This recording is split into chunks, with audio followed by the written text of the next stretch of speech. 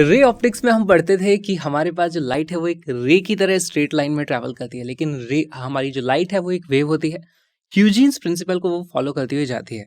तो देखो Huygens principle में क्या होता है, हमारे पास जो लाइट की वेव्स आ रही हैं वो एक्चुअली सब कुछ डिस्टर्बेंसेस है। और मान लो हमारे पास यहाँ पर बहुत सारे इस तरीके से डिस्टर्बेंसेस हैं जो इन फेज होते हैं। तो यहाँ पर से इस तरीके से सर्कुलर आप देखोगे वो आउटवर्ड बाहर जा रही है, यहाँ वाले से भी कुछ आउटवर्ड बाहर जा रही है, यहाँ से भी कुछ आउटवर्ड बाहर जा रही है। ये सब इंडिविजुअल सोर्सेस की तरह काम करते हैं। और यहाँ पर अब इन सब का रिजल्टेंट हमारे पास इस तरीके से आता है कि एक नया वेव फ्रंट बन जाता है। तो इनको वेव फ्रंट बोला जाएगा। अब ये वेव फ्रंट एक्ट करेगा एज ए सोर्स। तो यहाँ से फिर कुछ डिस्टर्बेंसेस इस तरीके से जाएंगे, यहाँ से फिर कुछ डिस्टर्बेंसेस इस तरीके से जाएंगे, यहाँ से कुछ डिस्टर्बेंसेस इस तरीके से जाएंगे। अब देखते हैं यहाँ पर अगला वेव फ्रंट बन गया। तो इस तरीके से वेव फ्रंट्स पे वेव फ्रंट्स बनते चलते हैं और हमारी लाइट रे उसके परपेंडिकुलर मूव कर रही होती है। तो अब यहाँ पर दो चीजें हमें देखनी होती हैं कि जो वेव फ्रंट है, इस थ्योरी का इस्तेमाल करके हम दो चीजों को अच्छे से एक्सप्लेन कर सकते हैं। पहली बात तो यहाँ पर रिफ्लेक्शन होता है तो किस तरीके से होता होगा, और दूसरी चीज रिफ्रैक्शन होता है तो वो किस तरीके से होता होगा। देखो यहाँ पर लाइट स्लो चलती है हमारे पास किसी और मीडिया में। तो यहाँ पर देखो इस जगह से आप देखोगे तो वेव फ्रंट का डिस्टेंस उतना ही है। यहाँ पर क्योंकि लाइट अब एक ऐसे मीडिया में है जहां पर वेलोसिटी कम है तो इसने डिस्टेंस कम ट्रेवल किया हुआ है। यहाँ पर भी इसने डिस्टेंस कम ट्रेवल किया, इसने डिस्टेंस ज्यादा ट्रेवल किया, इसीलिए हमारी लाइट अब यहाँ पर थोड़ा इस तरीके से वेव फ्रंट के बीच में एंगल आ जाता है और लाइट बेंड करती है। तो इस तरीके से रिफ्रैक्शन को यहाँ पर एक्सप्लेन किया जाता है। कई बार आपसे पूछा जाएगा कि भाई हमारे पास ये लेंस है, एक तरफ तो हमारे पास पैरेलल रेज थी, दूसरी तरफ हमारे पास एक पॉइंट सोर्स था, तो यहाँ पर वेव फ्रंट्स किस तरीके से रहे होंगे।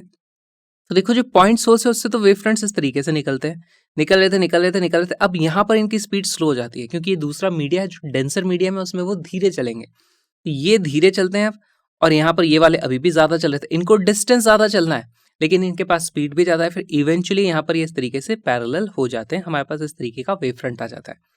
इसी तरीके की कुछ चीजें हमें समझनी होती हैं। और all points oscillate in same phase. ये जो भी कोई वेव फ्रंट है इसके जितने भी पॉइंट्स हैं सब इन फेज ऑसिलेट करते हैं and each point acts as a source for secondary disturbance. तो ह्यूजेंस प्रिंसिपल में बस इतना ही है।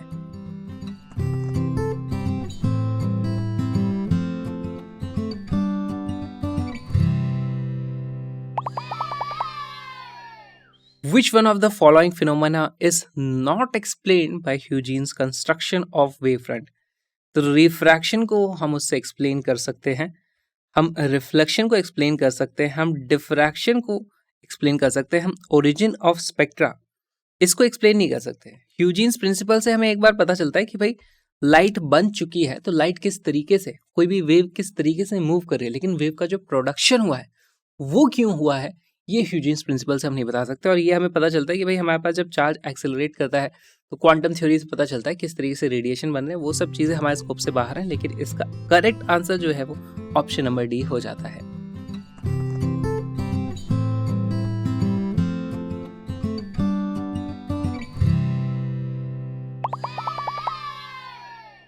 Interference is possible in. Interference किसमें पॉसिबल है? Light waves only, sound waves only, both light and sound waves, neither light nor sound waves. तो देखो light wave में तो अभी हम पढ़ने ही वाले हैं, यंग्स डबल स्लिट एक्सपेरिमेंट, पूरा इंटरफेरेंस ही हो रहा है। और उसके बाद साउंड वेव्स में हम देखते थे जो बीट्स बनती थी, जो हमारे पास स्टैंडिंग वेव्स बनती थी, सब क्या था? दो वेव्स का इंटरफेरेंस ही तो था।